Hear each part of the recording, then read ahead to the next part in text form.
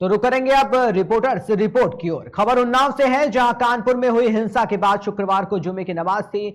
इसको लेकर लगातार पुलिस प्रशासन अलर्ट पर था। उन्नाव में 2 दिन पहले बाजार बंदी का पोस्टर वायरल होने के बाद तमाम गलतफहमियां पैदा हुई थी। हालांकि जिला प्रशासन और धर्म गुरुओं ने वायरल पोस्टर को फर्जी बताया था और शांत माहौल रखने की अपील भी की थी, जिसके बाद शुक्रवार को सुबह कई बाजारों में दुकानें बंद रहीं, लेकिन दोपहर बाद लगभग सभी दुकानें खुल गई।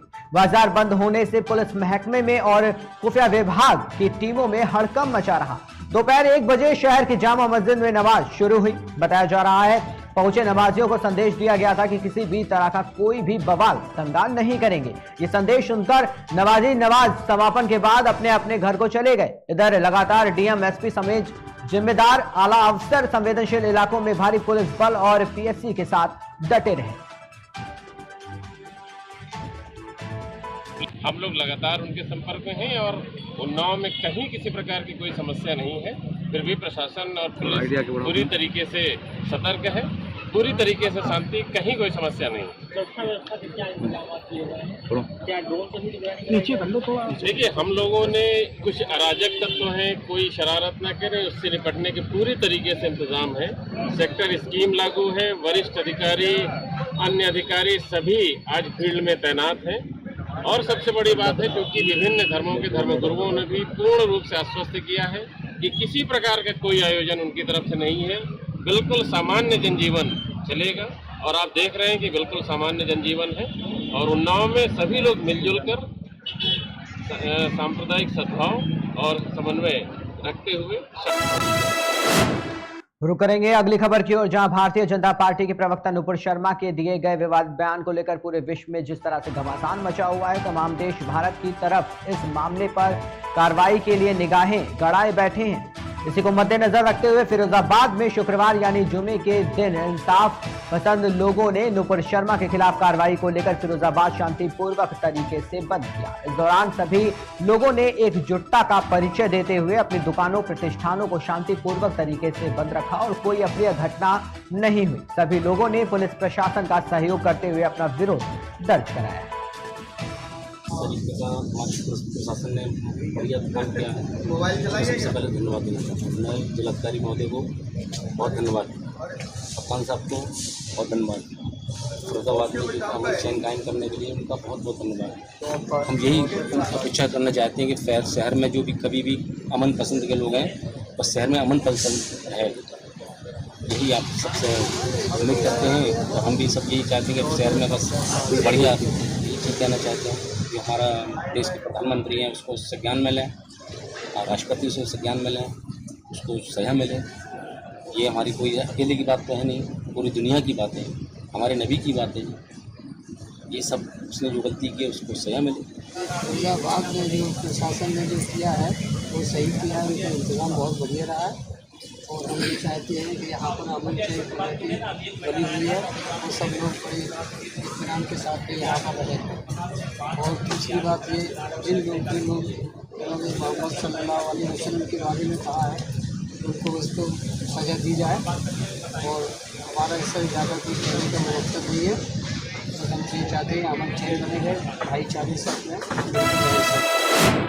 अगली खबर सीहोर से सामने आ रही है, जहां नसरुल्लागंज में आए दिन सड़क हादसों का कहर बरप रहा है। पिछले 3 दिनों में तेज रफ्तार ट्रक डंपरों ने 3 लोगों की जान ले ली है। ऐसा एक और मामला नसरुल्लागंज भोपाल रोड पर फिर सामने आया है, जहां एक तेज रफ्तार ट्रक ने बाइक सवार को कुचल दिया है। बाइक सवार युवक की ट्रक के टायर में आने से मौत हो गई, जिसके बाद लोगों ने ट्रक का पीछा कर ड्राइवर को पकड़ लिया और पुलिस के हवाले कर दिया। नुपुर शर्मा और नवीन जिंदल के मोहम्मद पैगंबर पर दिए गए बयान के बाद पूरी दुनिया में इसके खिलाफ विरोध किया जा रहा है। इसी सिलसिले में शुक्रवार को तेलंगाना में जुम्मे की नमाज के बाद लोगों ने साइलेंट प्रोटेस्ट किया, जिसके बाद पुलिस के नमाजियों के ऊपर लाठीचार्ज किया गया। इससे आक्रोशित नमाजियों ने प्रदर्शन शुरू कर दिया। उनका कहना है कि हर किसी को प्रदर्शन करने का अधिकार है।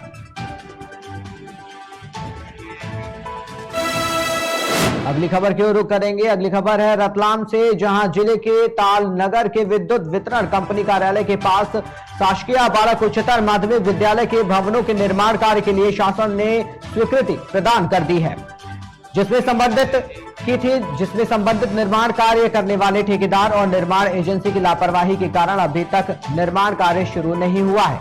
मामले में नया मोड़ आया है, जिसमें एक युवक का आरोप है कि उनकी निजी भूमि बिजली ऑफिस का कार्यालय के पास है, जिस पर आने जाने के लिए मवेशियों आदि से खेत की सुरक्षा करने के लिए विद्युत वितरण कंपनी कार्यालय के पास एक बड़ा गेट लोहे का होकर लगाया गया था। उनको बिना किसी सूचना के तथाकथित रूप से एक व्यापारी को लाभ देने के लिए तोड़ दिया गया और नया रास्ता बनाया जा रहा है। कस्बा पटवारी ने जानकारी देते हुए बताया कि एसडीएम कार्यालय द्वारा गेट को तोड़े जाने का आदेश जारी किया गया था, जिसके पालन में मौके पर पहुंचकर जेसीबी मशीन से गेट को तोड़ा गया है। अरे भाई साहब, हुआ यह है कि मैं गौतम लाल चाणोदिया बोल रहा हूँ ताल से जी। मेरी यहाँ एमपीबी के पीछे जमीन है जी। उस जमीन में गेट लग रहा है मेरा। शासन इधर से उन्होंने किसी ने तोड़वाया है गेट। और उनका चौधरी जी का जो पीछे से 2 रास्ते हैं, उनके 3 रास्ते हैं। बेसाना रोड पे अलग है, स्कूल के पीछे उधर अलग है। वो रास्ते के बाद भी इन्होंने मेरे इसमें तोड़ी कर दी, गेट तोड़ी कर दिया मेरा। तो मेरा कलेक्टर साहब से निवेदन है कि मेरा निराकरण करे। अरे भाई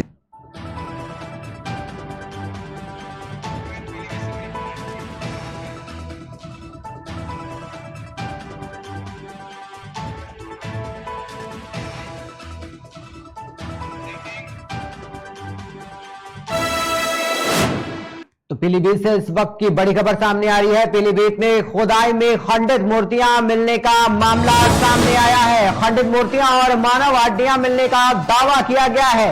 मानव हड्डियां मिलने से इलाके में हड़कंप मच गया है। क्षेत्र के लोगों समेत प्रधानों ने मुख्यमंत्री को पत्र लिखा है। मामले की पुरातत्व विभाग द्वारा जांच कराने की मांग की गई है। तो ये बड़ी अपडेट, बड़ी खबर सामने आ रही है, जहां पर मानव हड्डियां मिलने का दावा किया जा रहा है। पीलीभीत से खबर सामने आ रही है, जहां पर खुदाई में खंडित मूर्तियां मिलने का यह मामला सामने आया है। खंडित मूर्तियां और मानव हड्डियां मिलने का दावा किया जा रहा है। मानव हड्डियां मिलने से इलाके में हड़कंप मच गया है। क्षेत्र के लोगों समेत प्रधानों ने मुख्यमंत्री को पत्र लिखा है। मामले की पुरातत्व विभाग द्वारा जांच कराने की भी मांग की जा रही है।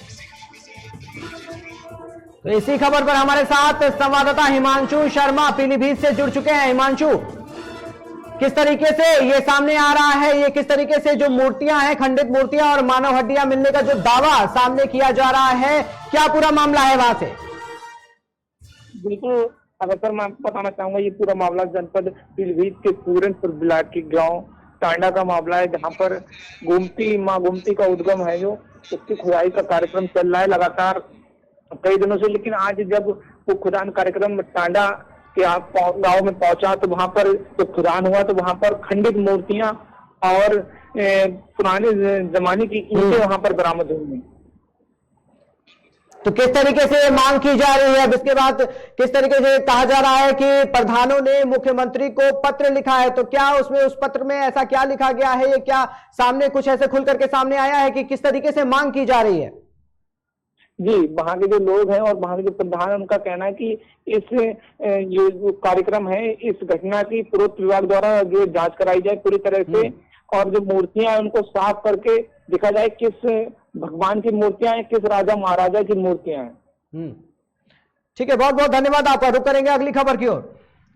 तो जैसा कि आप देख सकते हैं, इस तरीके से काफी चीजें सामने आ रही हैं और ये पुरातत्व विभाग द्वारा जांच के मामले ये बात की गई है। और ये जो मामला है ये सामने आया है, जहां पर हड्डियां मिली हैं, मानव हड्डियां मिली हैं और कहा जा रहा है कि खंडित मूर्तियां भी मिली हैं।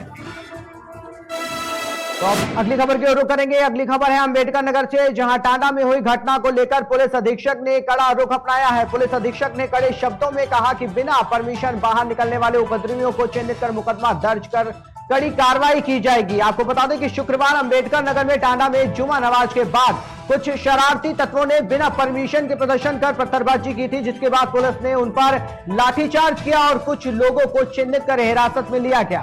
साथ ही पुलिस बाकियों की तलाश में जुट गई है। इस घटना के बाद गरमाए माहौल को देखते हुए टांडा में भारी पुलिस बल भी तैनात किया गया है।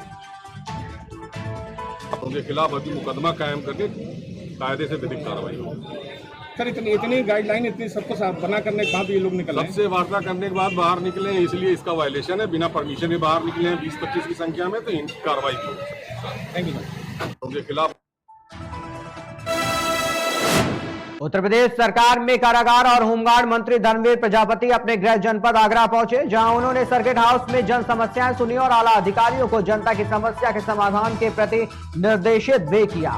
इसके अलावा कारागार मंत्री ने गृह जनपद पहुंच मीडिया के साथ अपने अनुभव साझा किए। आपको बता दें, उत्तर प्रदेश की योगी सरकार के दूसरे कार्यकाल में आगरा से धर्मवीर प्रजापति को महत्वपूर्ण विभाग की जिम्मेदारी मिली है।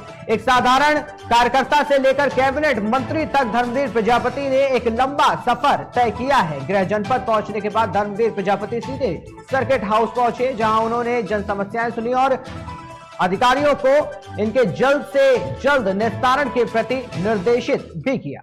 देखिए, मेरे मन में बहुत दिन से ये चल रहा था कि जो कैदी हैं, आजीवन कारावास से हैं, चाहे ट्रायल पे हैं, उनके साथ जाकर के उनके बातें सुनी जाएं, उनसे पूछा जाए, उनसे वार्तालाप हो।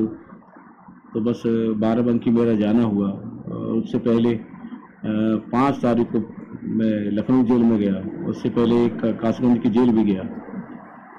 कैदियों से जब बात की, तो सबसे पहले कैदियों से जब मिला, जेल प्रशासन के लोगों से अलग हटके ताली बजा करके स्वागत किया। मैंने उनसे पूछा कि आप ताली किस खुशी में बजा रहे हैं।